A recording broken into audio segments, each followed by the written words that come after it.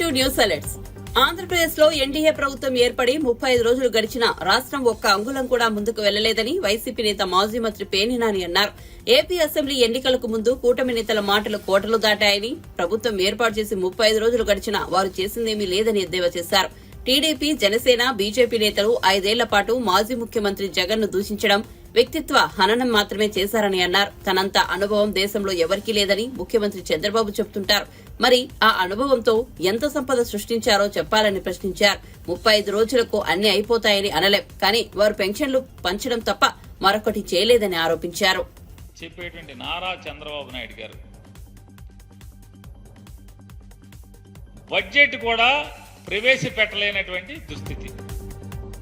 ఆంధ్రప్రదేశ్ రాష్ట్రానికి 2024-25 సంవత్సరానికి ఆర్థిక సంవత్సరానికి బడ్జెట్ కూడా ప్రవేశపెట్టలేనటువంటి దుస్థితిలో వీళ్ళ అనుభవం ఉంది. ఎందుకు వచ్చింది? మీ అనుభవం ఏం చేసుకుంటాకి? ఏమైనా అక్కడికి వచ్చిందా? బడ్జెట్ ప్రవేశపెట్టలేని పరిస్థితి కదా మీది. 2019లో మే 30వ తారీఖున జగన్మోహన్ రెడ్డి గారు ఒక్కడే ప్రమాణ స్వీకారం చేసి, జూన్ 8వ తారీఖున జగన్మోహన్ రెడ్డి గారి ప్రభుత్వం మంత్రులందరూ కూడా ప్రమాణ స్వీకారం చేసి, అంటే జూన్ 8వ తారీఖున జగన్మోహన్ రెడ్డి గారు మంత్రివర్గ ప్రమాణ స్వీకారం చేస్తే, మే 30న జగన్మోహన్ రెడ్డి గారు ముఖ్యమంత్రి గారు ప్రమాణ స్వీకారం చేస్తే, జూలై 12వ తారీఖున అసెంబ్లీలో బడ్జెట్ ప్రవేశపెట్టాడు కదా. జగన్మోహన్ రెడ్డి గారికి ఏం అనుభవం లేదు కదా. అనుభవం లేకపోయినా ప్రవేశపెట్టారు.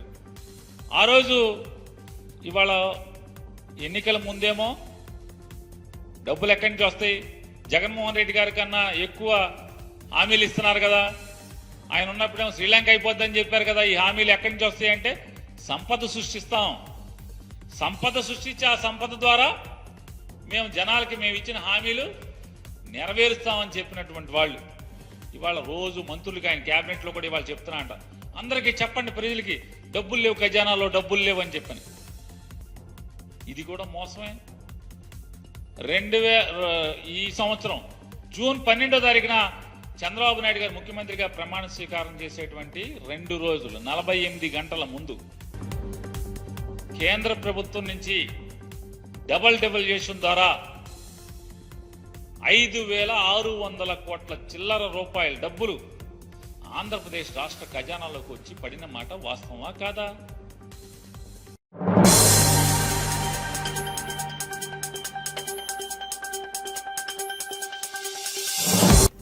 నంద్యాల జిల్లా ముచ్చుమర్రిలో వాసంతి అనే బాలిక హత్యకు గురవడం తెలిసిందే. జిల్లా ఎస్పీ ఆదిరాజ్ సింగ్ రాణా తాజాగా ఈ కేసుకు సంబంధించిన వివరాలను తెలిపారు. పగిడిహల మండలం ముచ్చుమర్రిలో చిన్నారి వాసంతిపై పార్కు సమీపంలో 3 బాలురు అత్యాచారం చేశారని వెల్లడించారు.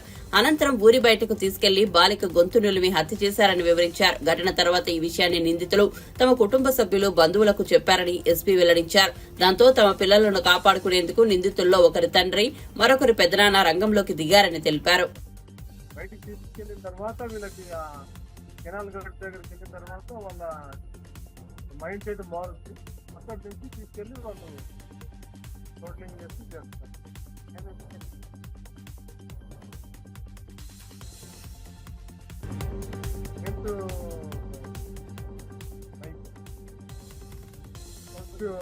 తర్వాత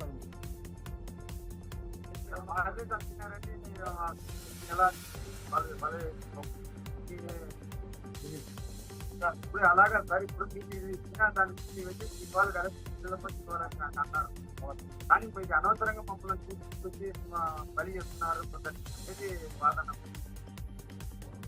ఆరోపణలు బాగా. ఎవరైతే దాంట్లో ఇన్వాల్వ్ అయినారో వాళ్ళు చెప్పిన సమాచారం మేరకు సాక్ష్యాలన్నీ కూడా సేకరించిన తర్వాత, నిరూపణ చేసుకున్న తర్వాతనే ఈ చర్యలన్నీ కూడా తీసుకోవడం జరిగింది. ఎటువంటి ప్రొసీజర్స్ లేవు. ఎవరు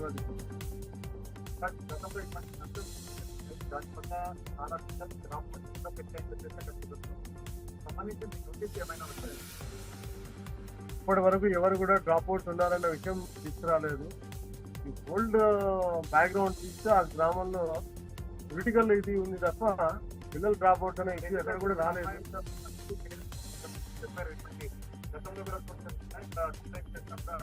లేదు అలాంటి ఎక్కడ కూడా తీసుకురాలేదు. పర్టికులర్ గా ఈ పోస్కో కేసులు ఏదైతే ఉన్నాయో దీన్ని దృష్టిలో పెట్టుకొని గత ఇలా ఫామ్ అయిన దగ్గర నుంచి కూడా మేము ఈఎంఎస్కేల్ని తర్వాత అంగన్వాడీ సెంటర్స్ లోకల్ విలేజ్ లెవెల్లో ఉన్న ప్రభుత్వ యంత్రాంగం ఎవరైతే ఉన్నారో వాళ్ళని మా స్టాఫ్ ఎస్ఐ కూడా స్కూల్స్ ఇవన్నీ కూడా వీక్లీ వన్ ప్రోగ్రామ్ పెట్టుకోవటం, అవేర్నెస్ క్యాంప్స్ అని కండక్ట్ చేయటం ఇవన్నీ రెగ్యులర్ గా జరుగుతూనే ఉంది. కానీ ఏంటంటే ఒక మా వైపు నుంచి అప్పీల్ ఏంటంటే ఎక్కువ అంటే అవుట్ ఆఫ్ మేము రీసెర్చ్ చేసిన దాంట్లో ఇలాంటి సంఘటనలు ఎక్కువ ఎక్కడ జరుగుతున్నాయంటే తల్లిదండ్రులు వేరే అయితే లేబర్ కానీ ఇంకో పనిలో కానీ ఎంగేజ్ అయి ఉంటారు. పిల్లల్ని చూసి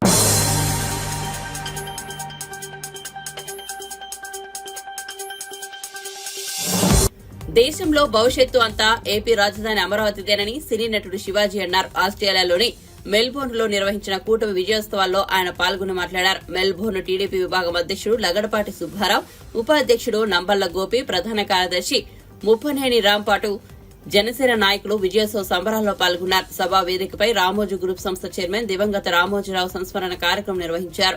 రామోజీరావు చిత్రపటానికి నివాళులర్పించారు. రామోజీ ప్రస్థానాన్ని, విజయాలను గుర్తు చేసుకుంటూ రూపొందించిన లఘు చిత్రాన్ని ప్రదర్శించారు.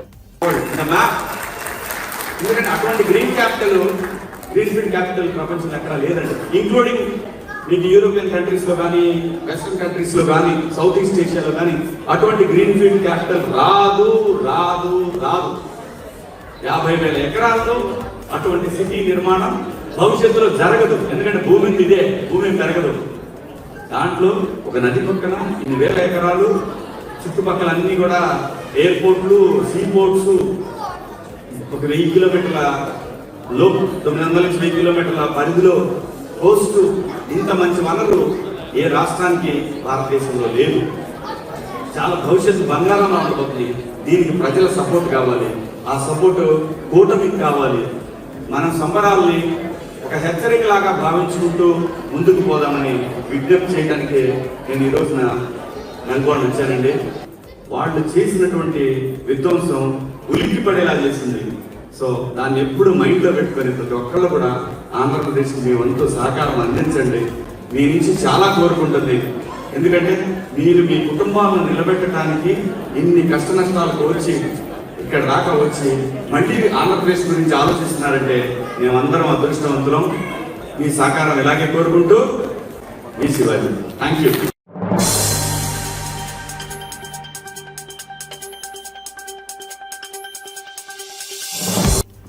విద్యుత్ కొనుగోళ్ల విషయంలో అక్రమాలు జరిగాయని, కానీ బీఆర్ఎస్ అధినేత కేసీఆర్ న్యాయ విచారణ ఎదుర్కోకుండా అడ్డుకునే ప్రయత్నాలు చేస్తున్నారని కాంగ్రెస్ పార్టీ సీనియర్ నేత మధు యాష్కి అన్నారు. మంగళవారం ఆయన గాంధీభవన్ లో మీడియా సమావేశంలో మాట్లాడుతూ విద్యుత్ కొనుగోళ్ల విషయంలో రాష్ట్ర ప్రభుత్వం న్యాయ విచారణను చేపడుతోందన్నారు. విద్యుత్ ఒప్పందాలపై సుప్రీంకోర్టు విచారణ వ్యవస్థను రద్దు చేయలేదని, విచారణ చేసే జడ్జిని మాత్రమే మార్చమని సుప్రీంకోర్టు ఆదేశాలు ఇచ్చిందని పేర్కొన్నారు. టెక్నికల్ గ్రౌండ్స్ పైనే మార్చాలని న్యాయస్థానం చెప్పినట్లు తెలిపారు. అసలు పక్క రాష్ట్రం నుంచి విద్యుత్తును ఎలా కొనుగోలు చేస్తారని ప్రశ్నించారు. విద్యుత్ ప్లాంట్ల నిర్మాణంలో విద్యుత్ కొనుగోలులో భారీ అవినీతి జరిగిందన్నారు. అక్రమంగా దోచుకున్న సొమ్మును కక్కిస్తామన్నారు. తెలంగాణ ప్రజలు బట్టగట్టలే, సన్న బియ్యం తినలే, నల్ల నీళ్లు తాగలే, అంతా మీరే తీసుకొచ్చి పెట్టినట్టు, రైల్వే స్టేషన్ ఎయిర్పోర్ట్ కట్టించినట్టు, ఓఆర్ఆర్ కట్టించినట్టు, హైదరాబాద్ నిర్మాణం కూడా మీరే చేసినట్టుగా బిల్డప్ అని తెచ్చుకొని ప్రైవేట్ రంగంలో విద్యుత్ కొనుగోలు టెండర్ లేకుండా కొని వేలాది కోట్లు దోపిడీ చేసిన కల్వకుంట్ల కుటుంబం ఇవాళ మేము నియమించింది, రేవంత్ రెడ్డి గారు ప్రభుత్వం నియమించింది ఎంక్వైరీ కమిషన్, జ్యుడిషియల్ కమిషన్. ఒక జడ్జి తోటి, న్యాయమూర్తితోటి విచారణ ఏర్పరిచినందుకు ఎందుకు మీకు భయం వేస్తూ ఉంది? తప్పే చేయనప్పుడు ఎందుకు భయం వేస్తుంది మీకు? ఇప్పటికన్నా తెలంగాణ ప్రజల దోచుకున్న మీరు సొమ్ముని తెలంగాణ బిడ్డల ప్రాణ త్యాగాలతోటి ఒక తల్లిగా సోనియా గాంధీ గారు రాష్ట్ర విభజనకు ఆదేశించి రాజకీయ నష్టం జరుగుతూ ఉన్న రాష్ట్ర ప్రజల యొక్క అభివృద్ధి లక్ష్యంగా తెలంగాణ రాష్ట్ర ఏర్పాటు చేసి మిగులు నిధులతోటి మీ చేతులు పెడితే 7 లక్షల కోట్ల అప్పులు చేసి, అప్పు చేస్తే తప్పేంటి అభివృద్ధి కొరకని మాట్లాడుతూ ఉన్నారు. అప్పులు చేసి మీరు తెలంగాణ బిడ్డల ఖర్చు మీద ఖర్చు పెట్టలే, తెలంగాణ బిడ్డల భవిష్యత్తు ఖర్చు పెట్టలే. అభివృద్ధి పేరు పైన, రీడిజైన్ పేరు పైన కాళేశ్వరం కానీ మిగతా ప్రాజెక్టుల రీడిజైన్ పేరుతోటి వేలాది కోట్లు మీరు గడించినారు. మీ రైతు రుణమాఫీ కానీ లేక రైతు బంధు స్కీమ్లలో కూడా దోచుకున్నారు మీరు. మల్లారెడ్డి లాంటి దుర్మార్గుడు కూడా 100,000 కోట్లు నాస్తువాడు కూడా మీరు రుణమాఫీలు ఇచ్చినారు. అట్లాంటి ఎంతోమందికి దుర్వినియోగం చేస్తున్నారు. కాబట్టి కాంగ్రెస్ పార్టీ ఇవాళ డిమాండ్ చేసేది మాజీ ముఖ్యమంత్రి కల్వకుంట్ల చంద్రశేఖరరావు, తెలంగాణ రాకముందు నీ ఆస్తి ఎంత, నీ కుటుంబ సభ్యుల ఆస్తి ఎంత, నీ కులస్తుల ఆస్తులు ఎంత, నీ 100 మాగుదులో ఉన్న నీ చుట్టూ ఉన్న వాళ్ళ ఆస్తులు ఎంత, నీ కొరకై నీ ఆదేశంతో పని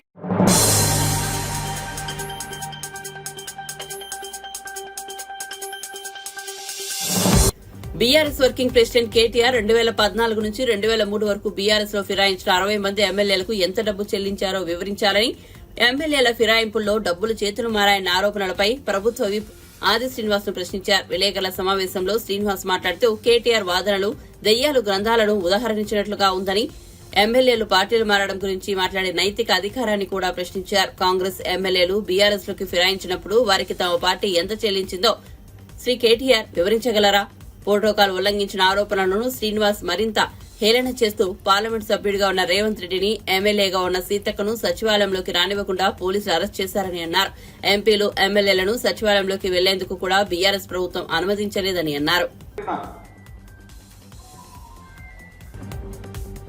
ఈ రాష్ట్రంలో ప్రతిపక్షం లేకుండా చేయాలని చెప్పి చేసినటువంటి మీకు ప్రజలు సరైన బుద్ధి చెప్పినటువంటిది కూడా ఈ సందర్భంగా మీరు గమనించాలని చెప్పి సందర్భం కోరుతా ఉన్నాం.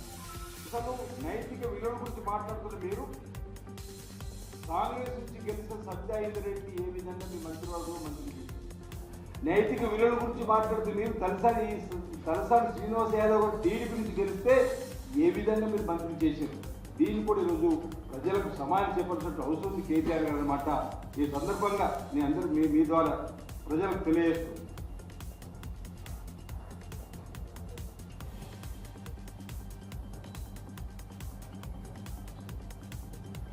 ఈరోజు ప్రోటోకాల్ విషయంలో గత 10 ఏళ్లలో ఏనాడు గౌరవనీయని టీఆర్ఎస్ పార్టీకి ఈరోజు లోక్సభ ఎన్నికల్లో 3వ స్థానానికి పరిమితం చేసి 0 స్థానానికి పార్లమెంట్లో పరిమిత ప్రజలు చేసిన తర్వాత 0 అయిన మీ పార్టీలో ఉండలేక మీ నాయకత్వ పటిమ లోపించిందని గమనించి మీరు మీ నాయకుడు మనోనిబ్బరం కోల్పోయి కనీసం ఓటమి పైన కూడా సమీక్ష జరుపుతలేరండి. అసెంబ్లీ సమావేశం 2 సార్లు జరిగినా మీ నాయకుడు కేసీఆర్ గారు అసెంబ్లీకి వచ్చి మాట్లాడిన పరిస్థితులు ఉన్నాయి. కాబట్టి ఎమ్మెల్యేలు ఈరోజు కాంగ్రెస్ ప్లాట్ఫామ్ ఎంచుకొని తెలంగాణ ప్రజల అభిమానాన్ని చూరగొంటున్నటువంటి రేవంత్ రెడ్డి గారి సర్కారుకు, రాహుల్ గాంధీ గారు దేశ స్థాయిలో చేస్తున్నటువంటి కార్యక్రమాలు కాంగ్రెస్కులై ఈరోజు సోనియా గాంధీ నాయకత్వంలో, శ్రీ మల్లికార్జున ఖార్గే గారు ఉన్నటువంటి నాయకత్వంలో ఈరోజు కాంగ్రెస్ పార్టీకి రావాలని వస్తున్నటువంటి వారి పట్ల ఈ విధంగా మాట్లాడిన మాటలు మానుకోవాల్సింది కోరుతున్నాం. అసలు మీరు పోస్ట్ మార్టం చేసుకోండి. ఎందుకు ఈరోజు బీఆర్ఎస్ 3వ స్థానం పడిపోయింది? ఎందుకు మాతో ఉంటలేదు?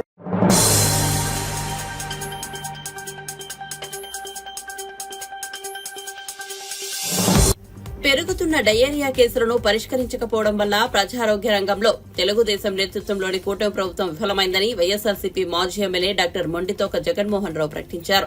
మంగళవారం వైఎస్సార్సీపీ పార్టీ కేంద్ర కార్యాలయంలో మీడియాతో మాట్లాడిన డాక్టర్ జగన్మోహన్ రావు రోజురోజుకు పెరుగుతున్న డయేరియా కేసులు అత్యంత కనీసావసరమైన రక్షణ మంచినీటిని కూడా అందుబాటులోని ప్రభుత్వ అసమర్థకు స్పష్టమైన నిదర్శనమని ఉద్ఘాటించారు. నాణ్యతతో కూడినటువంటి విద్యా వైద్యం ప్రభుత్వం ప్రజలకి అందించిన సమాజాన్ని అభివృద్ధి చెందిన సమాజంగా మనం భావిస్తాం.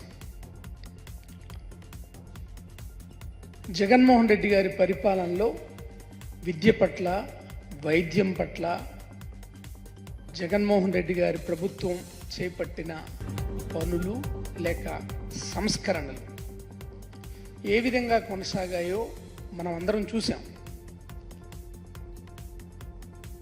ఎక్కడి నుంచి పునాది నుంచి పై వరకు అప్డేట్ చేశారు అన్నిటినీ కూడా, విద్య కావచ్చు, వైద్యం కావచ్చు. ఆ మాటకు వస్తే వ్యవసాయానికి సంబంధించి కావచ్చు, సాధారణ పరిపాలనకి సంబంధించి కావచ్చు, విప్లవాత్మకమైనటువంటి మార్పులు తీసుకొచ్చిన సంగతి మీ అందరికీ తెలుసు. సెక్రటరియట్స్ ఇవన్నీ కూడా వ్యవస్థల్ని ఇట్లా ప్రజలకి అనుగుణంగా విద్య కానీ, వైద్యం కానీ, సాధారణ పరిపాలన కానీ ఏదైనా సరే ఒక ఉన్నత స్థాయికి తీసుకొచ్చారు. పర్టికులర్గా విద్యని, వైద్యాన్ని మీరు చూస్తే కనుక స్కూల్స్ని ఎలా మార్చారు, అలాగే హాస్పిటల్స్ సంబంధించి ఏ విధమైనటువంటి సంస్కరణలు తీసుకొచ్చారు మనం చూసాం. ప్రతి 2500 మందికి ఒక విలేజ్ హెల్త్ క్లినిక్ పెట్టి అక్కడ స్టాఫ్ని, మిడ్ లెవెల్ హెల్త్ ప్రొవైడర్ని రిక్రూట్ చేసుకొని ఆ 2500 మందికి సంబంధించినటువంటి ఆరోగ్యానికి సంబంధించి కేర్ టేకర్స్గా ఉంచిన సంగతి కూడా మనకు తెలుసు. ఇది గ్రామాల్లో 10,000 మంది అయితే దాదాపుగా అర్బన్ ఏరియాలో 500 అర్బన్ క్లినిక్స్ని కూడా స్టార్ట్ చేశారు. దీంతో పాటుగా పిహెచ్సిల్ని తీసుకుంటే కనుక కొత్తగా నిర్మించిన 150 పిహెచ్సిలతో పాటుగా ఉన్న పిహెచ్సిలన్నింటినీ అభివృద్ధి చేశాం. అలాగే ఏరియా హాస్పిటల్స్ కావచ్చు, మెడికల్ కాలేజెస్ కావచ్చు, నాడు నేడులో భాగంగా ఏ విధంగా అభివృద్ధి చెందియో ప్రజలందరికీ కళ్ళకు కట్టినట్టుగా ఇవాల్టికి కూడా కనబడతాయి. అలాగే మెడికల్ కాలేజెస్ని ఎలా స్టార్ట్ చేశారు, 5 మెడికల్ కాలేజీలు ఎలా స్టార్ట్ అయినాయి, స్టార్ట్ కావాల్సిన 5 మెడికల్ కాలేజ్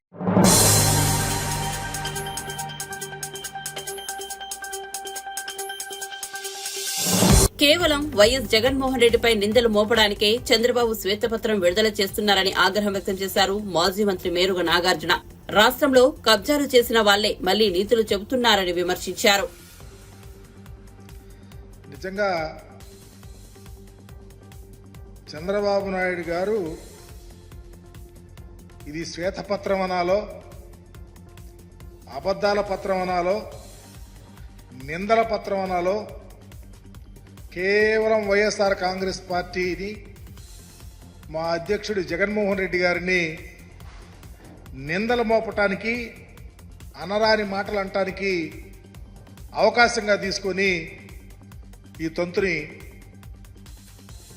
ఈ ప్రక్రియను కొనసాగించారు. ఎంత దారుణం అంటే పొగరు, కొవ్వు, ఉన్మాదము, మదము, అహంకారము ఇలాంటి పదజాలాలు వాడటం అంటే స్వయాన గౌరవ ముఖ్యమంత్రిగా ఉన్నటువంటి వ్యక్తి ఈ రాజకీయాలు ఎట్టిల్లిపోతాయి. ఒకప్పుడు ముఖ్యమంత్రిగా లేవు, ప్రతిపక్ష నాయకుడిగా ఉన్నావు, ఈరోజు ముఖ్యమంత్రిగా ఉన్నారు.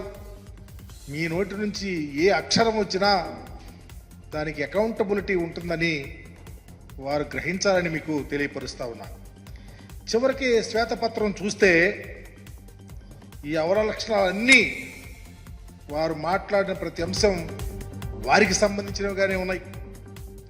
దశాబ్దాల కొద్ది దోపిడీకి పాల్పడిన వారు, మోడస్ ఆపరేటివ్లో వ్యవస్థలను చేజెక్కించుకున్న వాళ్ళు, వ్యవస్థిగత కబ్జాలు పాల్పడేటువంటి వారికి సంబంధించినవే ఈరోజు పూర్తిగా కనిపిస్తూ ఉన్నాయి. ఆయనే ఈరోజు మళ్ళీ నీతులు చెప్తా ఉన్నాడు. చూస్తూ ఉంటే చాలా నవ్వేస్తూ ఉంది. గంటల తరబడి శ్వేతపత్రాన్ని విడుదల చేస్తున్నాడు చంద్రబాబు నాయుడు గారు. చివరికి ఒక్క ఆధారం కూడా చూపలేకపోయాడు. వారి ఆస్థాన మీడియాలో వచ్చినాయి, మన సోషల్ మీడియాలో నడిపినటువంటి వార్తలే శ్వేతపత్రాల్లోని అంశాలుగా రిలీజ్ చేయటం అంటే ఎంత దుర్లభమైనటువంటి పరిస్థితి ఉందో అర్థం చేసుకోవాలా.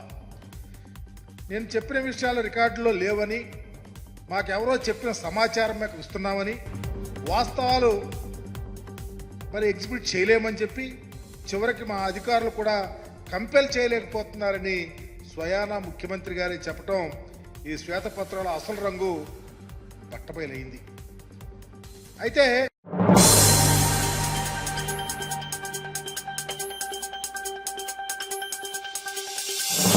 హైదరాబాద్ అల్వాలో జరిగింది గ్యాంగ్ రేప్ కాదని మేడ్చల్ డీసీపీ కోటిరెడ్డి అన్నారు. రేప్ చేసిన వ్యక్తి అతనికి సహకరించిన మరొకరిని అరెస్ట్ చేశామన్నారు. ఆటోలో ఉన్న వివాహితను డ్రైవర్ను బెదిరించి పలు ప్రాంతాల్లో తిప్పి నిర్మానుష్య ప్రాంతంలో అత్యాచారం చేశారు. బయటకెళ్తే అఘాయిత్యాలకు పాల్పడతారని భయం సృష్టించిన వీరికి ఇలాంటి ఆలోచనలు ఉన్న వారికి భయం కలిగించేలా కఠిన శిక్ష పడేలా చేస్తామని పేర్కొన్నారు. మనకి శుక్రవారం నైట్ ఒక వివాహిత మహిళ తన కుటుంబ సమస్యలతోటి అల్వాల్ పోలీస్ స్టేషన్ లో కంప్లైంట్ చేసి పోవటము, ఆమె రిటర్న్ లో నైట్ 10-10:30 టైంలో పోలీస్ స్టేషన్కి వస్తుంది. కంప్లైంట్ ఇచ్చి రిటర్న్ పోతున్నటువంటి టైంలో ఒక ఆటోని ఎంగేజ్ చేసుకొని ఆమె ఒక హోటల్ దగ్గర ఆకలి అవుతున్న ఉద్దేశంతో హోటల్ దగ్గర ఆగినప్పుడు Durga bar and restaurant Lothukunta దగ్గర ఉన్నటువంటి దుర్గా బార్ అండ్ రెస్టారెంట్ సమీపంలో ఆగినప్పుడు అక్కడ మాట వేసి ఆటో డ్రైవర్స్ రెగ్యులర్ గా అక్కడ మద్యం సేవించడానికి వెళ్తుంటారు. అదే టైంలో ఈ మహిళను చూసి వాళ్ళు ఆమెను ఏ విధంగా అయినా సరే లోపరుచుకోవాలనే ఉద్దేశంతో అక్కడ వాళ్ళు పథకం ప్రకారం వీళ్ళు ప్లాన్ చేసుకుంటారు. ఇందులో ముద్దాయిలు ఇద్దరు Rangapaka Sai Kiran alias Nani, auto driver Alwal. ఇతను మెయిన్ ముద్దాయిలో, ఇతను ఒక్కడే నేరంలో పాల్గొనడం జరిగింది. ఇతనికి మహమ్మద్ సలీం అనే వ్యక్తి సహకరిస్తాడు. అమ్మాయిని లోపరుచుకునేటువంటి క్రమంలో అక్కడ దుర్గా బార్ అండ్ రెస్టారెంట్ దగ్గర ఒక ½ అన్ అవర్ అమ్మాయిని ఎంగేజ్ చేసి మాట్లాడి ఆమెని సమన్వయం చేసి నచ్చ చెప్పి ఇద్దరిని కూడా ఆటోలో ఎక్కడం జరుగుతుంది. ఆటోలో ఎక్కిన తర్వాత ఇక మొత్తం అందులో అప్పటికే అతను మద్యం సేవించి కొంత బాటిల్స్ కూడా బీర్ బాటిల్ ఇవన్నీ కూడా పెట్టుకొని ఆ డ్రైవర్ని కూడా బెదిరించడం జరుగుతుంది. డ్రైవర్ బెదిరించి నేను మన కడకలా తీసుకెళ్లాలని చెప్పేసి దాదాపు ఒక 1 అవర్ ఎక్కడ ఐసోలేటెడ్ ప్లేస్ దొరుకుతుందని చెప్పేసి అప్పటి వరకు ఆటోలో తిప్పడం జరిగింది. ఆ ప్రాసెస్ లో వాళ్ళు సుచిత్ర, సికింద్రాబాద్, లోతుకుంట ఈ ప్రాంతాలన్నీ కూడా తిరిగిన తర్వాత మన ఏరియాలో గణేష్ టెంపుల్, లోతుకుంట శ్మశాన వాటిక దగ్గర ఒక ఐసోలేటెడ్ ప్లేస్ ని ఐడెంటిఫై చేసుకొని అక్కడ ఆటో దింపని చెప్పడం జరుగుతుంది. దింపిన తర్వాత అమ్మాయిని ఇబ్బంది పెట్టి తర్వాత అక్కడే వదిలేసిపోవడం జరుగుతుంది. ఆ తర్వాత నైట్ అప్పటికి 12-1 అట్లా అవుతుంది. ఆ టైంలో అమ్మాయి రోడ్డు మీదకి వచ్చి డైల్ 100కి ఫోన్ చేయడం, అది బొల్లారం పిఎస్ ఏరియా బోర్డర్ కావడం వల్ల వాళ్ళు అక్కడ రీచ్ కావడము, ఆ రోజు వాళ్ళు అక్కడ 0 FIR కట్టడము, తర్వాత మనకి ట్రాన్స్ఫర్ చేయడం జరిగింది. ట్రాన్స్ఫర్ చేసిన తర్వాత అంటే శనివారం రోజు మనకి FIR ట్రాన్స్ఫర్ వచ్చింది. రాగానే ఇక్కడ ఉన్నటువంటి అల్వాల్ సిఐ రాహుల్ దేవ్ టేకప్ చేసి వాళ్ళ డిఐని, వాళ్ళ స్టాఫ్ని అందరిని కూడా ప్రాపర్ గా గైడ్ చేసి టీమ్స్ ఫామ్ చేసుకొని టెక్నికల్ ఎవిడెన్స్ మొత్తం సీసీ కెమెరాలు ఎక్కడెక్కడ తిరిగిరో సీసీ కెమెరాలు చూడటము, వాళ్ళ ఫోన్ కాంటాక్ట్స్ డీటెయిల్స్ తీసుకోవటము, వీటన్నిటితోటి ఎవరైతే అసలు ముద్దాయిలు ఉన్నారో వాళ్ళని ట్రాక్ చేసి పట్టుకోవడం జరిగింది. ఇందులో SOT వాళ్ళు, CCS వాళ్ళు కూడా సహకరించడం జరిగింది. కేసు డిటెక్షన్ లో సిపి గారు కూడా వాళ్ళందరినీ అభినందించడం జరిగింది. వాళ్ళకి తగిన రివార్డ్స్ కూడా పెడుతున్నాం. ఈ కేసులో ACP great Basheerabad ACP Ramulu గారు వాళ్ళని గైడ్ చేయడం జరిగింది. వారు కూడా నిన్నంతా కూడా పోలీస్ స్టేషన్ లో ఉండి ఈ కేసు డిటెక్ట్ అయ్యేదాకా ఇక్కడే ఉండి మానిటర్ చేయడం జరిగింది. వీళ్ళందరినీ ప్రత్యేకంగా అభినందిస్తున్నా. ఇందులో ఇద్దరు వ్యక్తులు, వీళ్ళకి పాత నేర చరిత్ర కూడా లేదు ఇప్పటివరకు తెలిసిన ప్రకారము. ఆటో డ్రైవర్ ఎవరైతే ఉన్నారో ఈ అమ్మాయిని ఫస్ట్ తీసుకొచ్చినటువంటి శంకర్ మీద కూడా ఇంకా అనుమానాలు ఉన్నాయి. పూర్తిగా మళ్ళీ ఒకసారి వీళ్ళని కస్టడీ తీసుకున్న తర్వాత ఇంకా డీటెయిల్ గా వెరిఫై చేసిన తర్వాత వాళ్ళ రోల్ కూడా ఎస్టాబ్లిష్ చేస్తాం. ఇప్పటి వరకు అంటే యాక్చువల్ గా ఇది సామూహిక అత్యాచారం అని చెప్పేసి నిన్న మొన్న పేపర్ లో రావడం చూసినాం. అట్లాంటిది లేదు. కేవలం ఒక వ్యక్తి మాత్రమే ఈ అత్యాచారంలో ఇన్వాల్వ్ అయి ఉన్నాడు. అతనికి అబెట్మెంట్ కింద ఇంకొక సలీంని మనం అదుపులోకి తీసుకోవడం జరిగింది. కాబట్టి ఇది సామూహిక అత్యాచారం కాదు. ఎవరైనా సరే అంటే మహిళలు అర్ధరాత్రి రోడ్డు మీదకి పోతే ఇట్లాంటివి చేస్తారన్నట్టు ఒక భయానక వాతావరణం క్రియేట్ చేశారు. కాబట్టి వీళ్ళ మీద సీరియస్ గా యాక్షన్ తీసుకొని మళ్ళీ అట్లాంటి వాళ్ళకి రిపీట్ కాకుండా ఎవరికన్నా మైండ్ లో